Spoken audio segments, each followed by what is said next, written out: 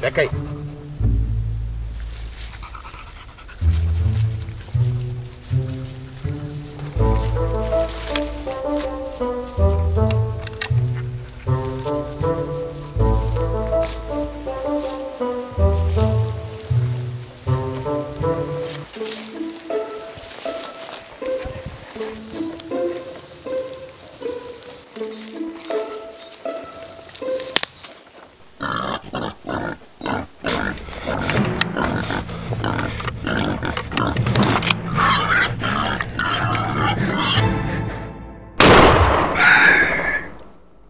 Ćao svima, ja sam Darko i gledate novu epizodu na kanalu Dum Dum. Ovoga puta nešto za lovce i ljubitelje sačmarica.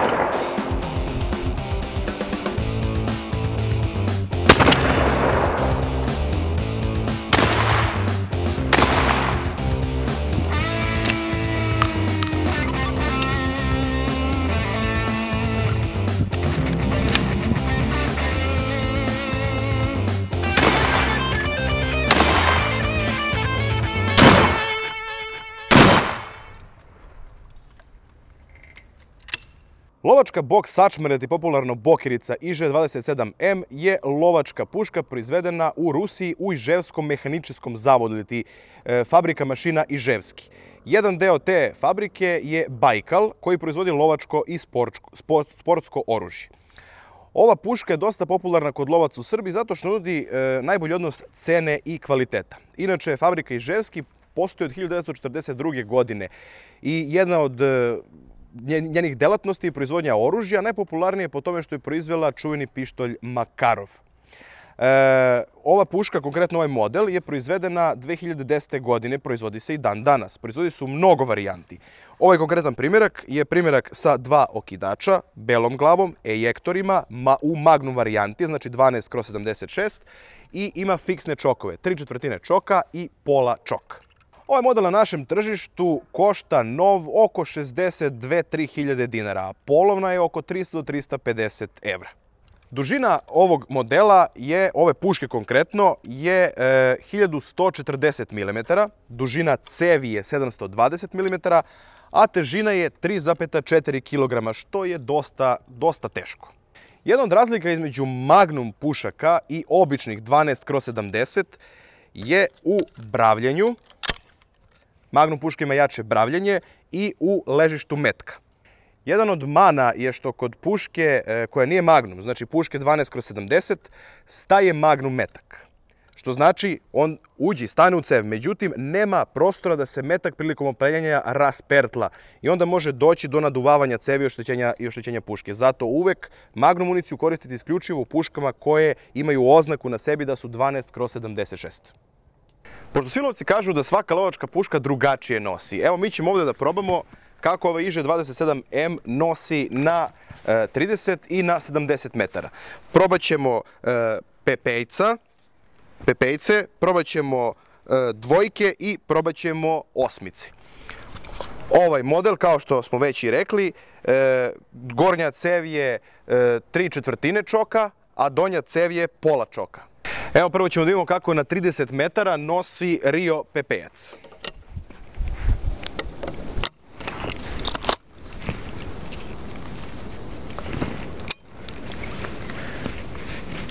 Gornja cev, leva meta. Donja cev, desna meta.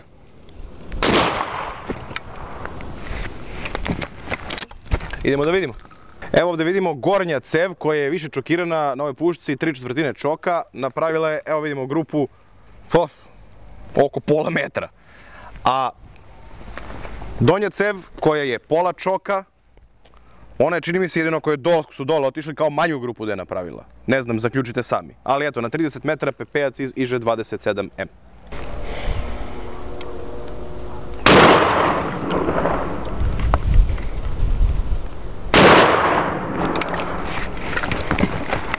Evo Fijoki pepejac iz puške IŽ-27M sa 70 metara. Cev od 3/4 čoka, kao što možemo da vidimo, naravno gađali smo u centar. Imamo 1, 2, 3, 4 pogotka vidljiva na više od pola metra. Dok cev od pola čoka imamo 1, 2, 3, 4 pogotka. Možda je ovo od sada 5. Ali opet, on je tu približni centru, nije tako odnelo gore, da kažem. Ništa, idemo dalje. Evo sada da probamo dvojku na 30 metara. Evo 5 mm sačma.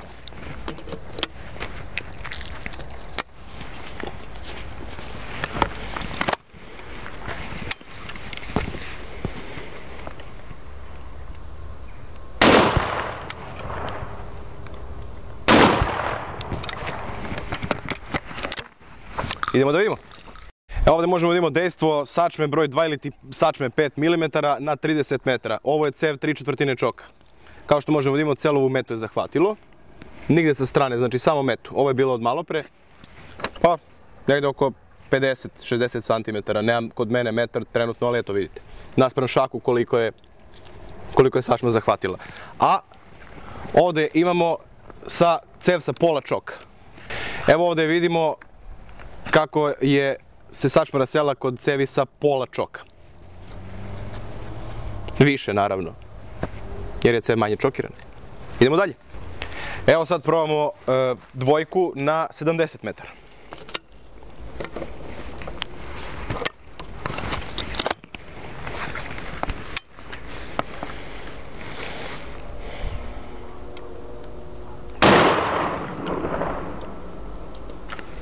Nemojte zaboraviti zaštitu za uši.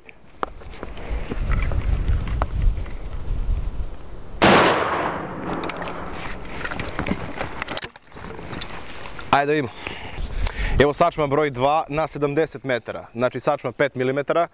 Imamo u meti 1, 2, 3, 4, 5, 6, 7, 8, 9, 10, 11 kuglice. A da vidimo cev od pola čoka. 1, 2, 3, 4, 5, 6, 7, 8, 9, 10 kuglice. Sada ćemo probamo vrlo sitnu sačmu. U pitanju je 3,5 mm ili ti sačma broj 8. Proizvođač Rio.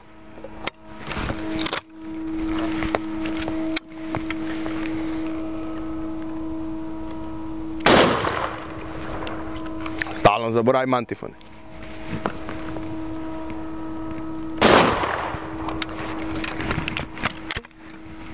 Da imamo na 30 metara šta je 3,5 mm sačma napravila. Sačma 3,5 mm ili ti broj 8 na 30 metara, cev 3/4 čoka. Vidimo koliko je napravila veliki krug, a cev pola čoka je očekivano napravila još veći krug. To je to. Idemo na 70 da probamo i tu ekstremnu varijantu. Iako nemamo toliko veliku metu da izmerimo na 70 metara koliko će sačma 3,5 mm da pogodi, ipak ćemo da probamo.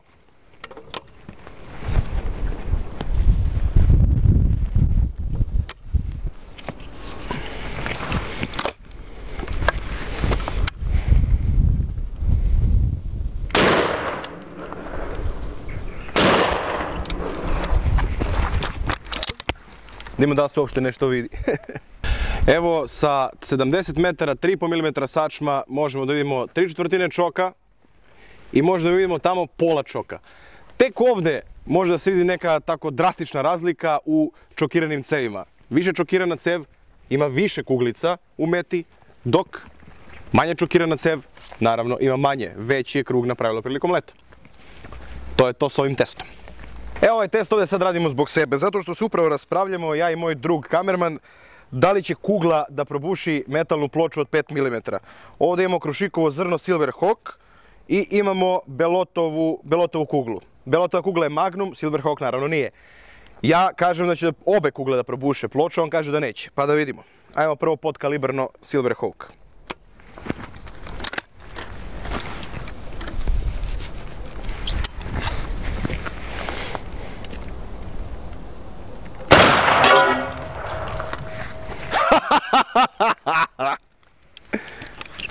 Ajde da vidimo šta smo uradili.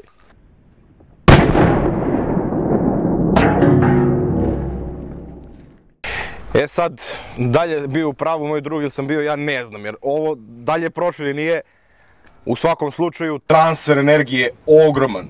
Pogledajte, to je bilo podkalibrano. Vidite kakva je rupa tu, sada je tu nešto kroz nju prošlo ili ne, a od pozadi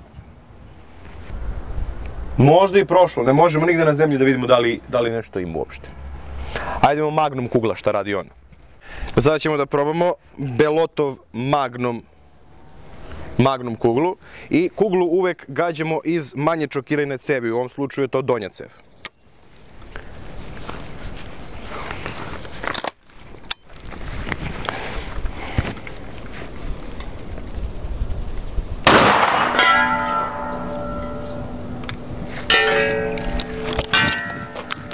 Kakav transfer energije, ali koliko sam dobar strelac, jedna do drugu je.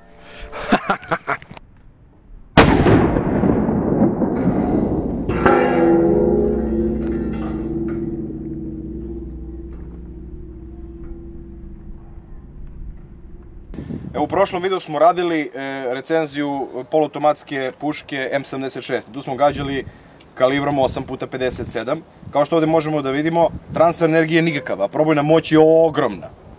Metak je samo prošio, stavio samo košuljicu. A možemo da vidimo koliko je lovačka puška, lovačka kugla prenela energiju na ovaj ovdje lim od 5 mm. Kada pogledamo ovu pušku IJ-27M, ovako s polja vidimo isto kao i sve ostale bokerice. Dve cevi, kundak, rukohvat, glava. Ovaj model bokerice se meni posebno sviđa zato što ima ovu belu glavu, daje mu nekako neki šmek. Međutim, kad malo bolje zagledamo, vidimo razliku između ove puške, između ruskih pušaka, ruskog oružja ili recimo Berete ili Benelija. Završna obrada kod ruskih pušaka je na malo nižem nivou. Međutim, one to nadoknađuju funkcionalnošću i pouzdanošću kao i niskom cenom. Ali možemo da vidimo, sve su to ivice grube, na šini možete da se posečete ako ovako naglo povučete prst. Završna obrada je, kao što sam rekao, loša. Kada rastavljamo pušku za čišćenje, ovaj ovdje model, rastavlja se svaka bokerica na apsolutno identičan način. Ovdje možemo čisto da pokažemo dok proveravamo da li nema metak u cevi. Kada sklopite pušku, obarači su napeti. Ako hoćete da obarači ne budu napeti, da ne bi kada sklopite posle opaljivali na prazno, otkočite pušku, pritisnite obarače i zatvorite pušku. Obarači su, kada otkočimo, vidimo da nisu napeti. Nakon što smo proverili da li nema metak u cevi, ovdje na oblozi rukohvata imamo ovo ovdje polugu koju pomerimo na gore i samo podignemo rukohvat. Zatim pušku prelomimo, pošto nema rukohvata, cevi spadaju. Puška je spremna za čišćenje.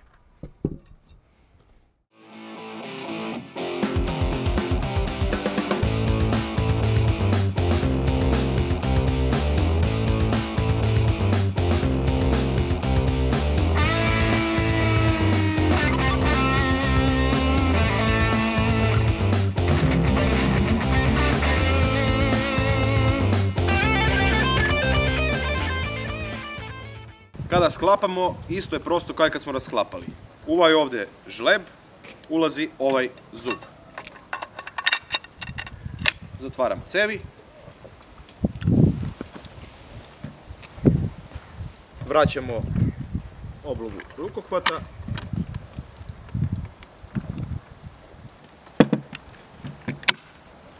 I puška je spremna. Vidimo dejstvo Magnum kugle na limenke sa pivom. Žao mi je pivopija, nadam će da me mrze.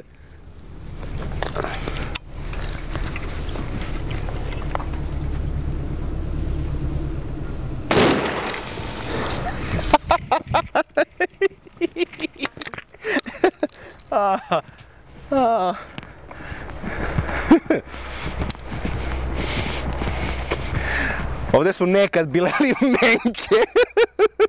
Koliko dobro. Ko bomba. Gle, mete smo si upropastili. Fuck. Cool.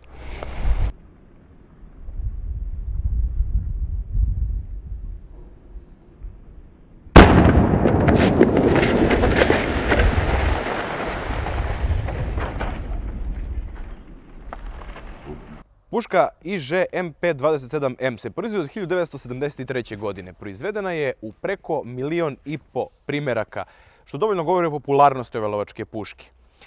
Proizvodi su mnogo varijanti, kao što smo rekli, robustna je, izdržljiva, pouzdana i lovci je zbog toga i koriste. Jedna od osobina, to je da kažem, ili ti funkcija ove puške je što ima odličnu kočnicu. Ima dobru kočnicu koja koči zapinjače, ali ima i takozvane hvatače. Ako se udarna igla nekako oslobodi zapinjača, hvatači se zakače za nju. Ovo je sistem koji posjeduju mnoge skuplje puške, jer je taj sistem dosta skup za proizvodnju. Kada rukujete bilo kojim oružjem, u ovom slučaju bokericom, uvijek vodite računa o bezbednosti. Kada punite pušku, stavljamo municiju. Nikad ne zatvaramo lovačku pušku, dalje bokerica, dalje položara, nikad ne zatvaramo na gore. Uvijek se zatvara glavom. Ako dođe do slučajnog opaljenja, da ne ode na gore, nego da opali u zemlju. Kao i skoro svaka bokerica i lovačka puška i bokerica i položara, kočnica, kada napunite i zatvorite, kočnica je automatski aktivirana. Dok niste spremni da gađate, nemojte otkočiti pušku. Tek kada ste spremni da gađate, vidite metu, otkočite i tek onda povucite okidače. Isto bi apelovao na sve lovce da u lovu pušku koriste po pravilima lovišta gdje love. U svakom slučaju, nikad nemojte da gađate u nešto šta ne vidite. Znači, ukoliko čujete neko šuštanje u žbunu ili tako nešto, nemojte da gađate dok ne vidite životinju. Tako dolazi do nesretnih slučajeva i te nesretne slučajeve koriste organizacije koje su protiv lovaca, protiv lovstva i protiv ljubitelja oružja. Ovo je bila još jedna epizoda na kanalu Dum Dum. Ukoliko vam se sviđa ovako nešto, prijavite se klikom ovdje. Vidimo se sljedeći put.